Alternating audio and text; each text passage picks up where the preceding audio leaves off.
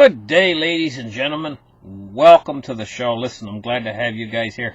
Now, what I want to announce in this little show is a little bit of a change to the format of my show that I produce mostly from Monday till Friday every week, on the market report. I'm going to change the market report a little bit. A few little tweaks to make it easier for you guys and to get in a little bit more vital information. The first change I'm going to make is oftentimes I'll start with a segment where I talk about the problems that are going on in the world, and you guys are waiting for me to actually get to the markets and talk about the silver price or the Bitcoin price or whatever.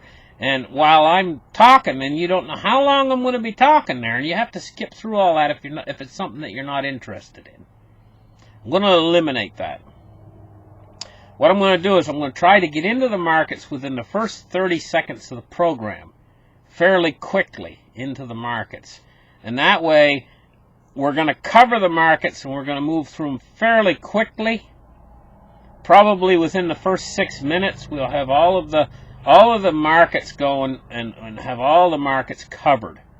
Then I'm going to segment my program into two parts.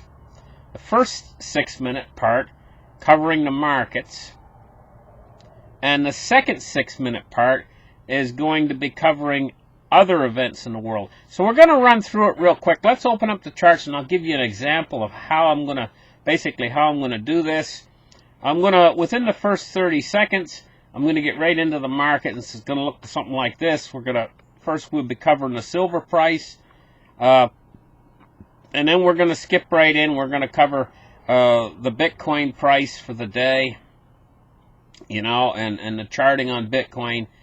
And then we're going to skip right in. We're going to cover cryptocurrency market capitalizations for the day, basically.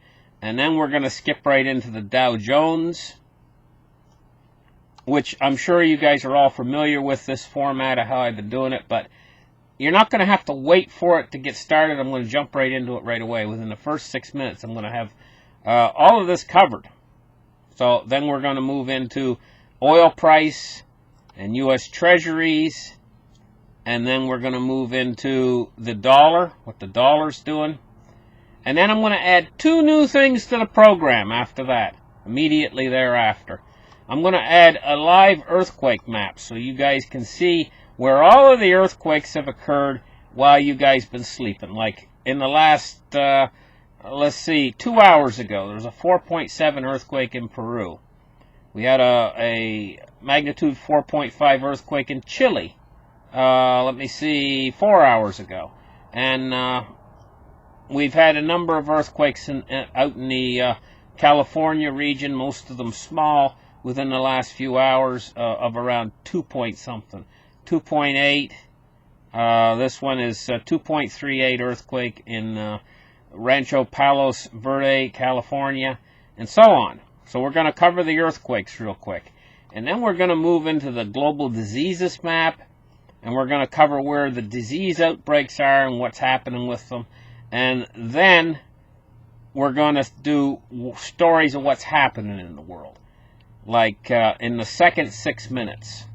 So roughly, I'm going to try to keep the format of the program to around a 12-minute show. The first 6 minutes is going to be all the markets, and I'm going to end it with a commercial, and then I'm going to move into the second half of the show for about 6 minutes long, where I cover the events that are happening in the world, like Trump's trade war right now. It's hit snags. China's playing the long game, and we're going to cover stories like that. What's going on in the world, in the second half of the program.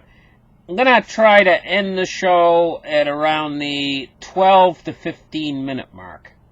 So roughly the show is going to be 12 to 15 minutes long. Now for my longer rambling programs where I talk about whatever, well, I'll be doing one of those on the weekend, more than likely, and maybe one or two of them during the week, depending on how many events are happening in the world and how exciting the news in that particular day is, So these are the changes I'm going to make. And basically, what I'm trying to do is streamline the show so you guys know more what to expect and when to expect it.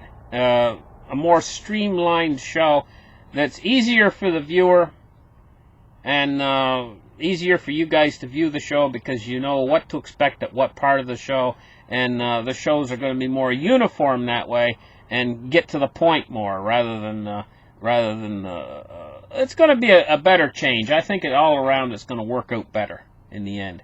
So listen, thank you guys for listening. Might do one more show this weekend on certain events that are happening in the world. And listen, you guys have a great weekend. Enjoy yourselves. Have a barbecue or something, you know. I'm enjoying myself. Yeah, I'm going to tell you, honestly, I've been up here in Canada now, I think going back to like 1987 or something. I've been living here on this, I call this place the ranch, you know. I'm going to tell you what, I've never seen a colder spring. I almost thought that this was the year of the frost, because quite literally, up until about 2 days ago, we had ice mixed in with the rain coming down. Almost snowing. And this is May, heading for June. Now, they have had years, what they call the year of the frost, where they can't put their crops in, like going back into the 1800s, 1700s. Oftentimes, if a big volcano blew up, you know, maybe like Mount Tambora or something like that, they would have a year of the frost, you know, where they have frosts all the way through the summer. And there's no real growing season. These events can lead to famines and so on, because people just can't get their crops in. I'm not going to call this a year of the frost, but this year I'm going to tell you I've never ever seen such a late spring and such a poor growing season as this particular year, you know. It's a wonder. The farmers' fields are all wet, and it just keeps raining, and the cold rain every day. It's certainly not inducive to growing. It would be hard to get seeds in the ground in weather like this. Listen, thank you guys for listening. Oh, this is going to mean food prices are going to go up, along with all the prices of all the goods that you buy because of the tariffs. So, and China is playing the long game. This is something I do not think that Trump really expected. I think he wanted to get in and out quick, you know, hit the Chinese hard and force them to the table and have them sign a deal that both sides could agree on.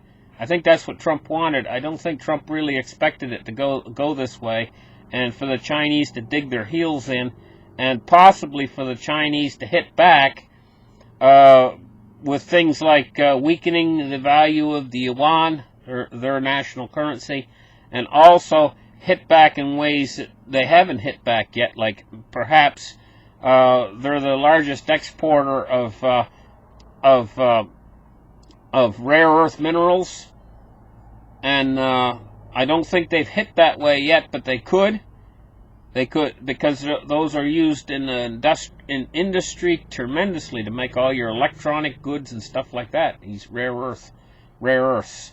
And so they have tools. The Chinese have tools that they can apply leverage as well. And this is a trade war. I mean, it's serious business. And I don't think Trump expected it to play out this way.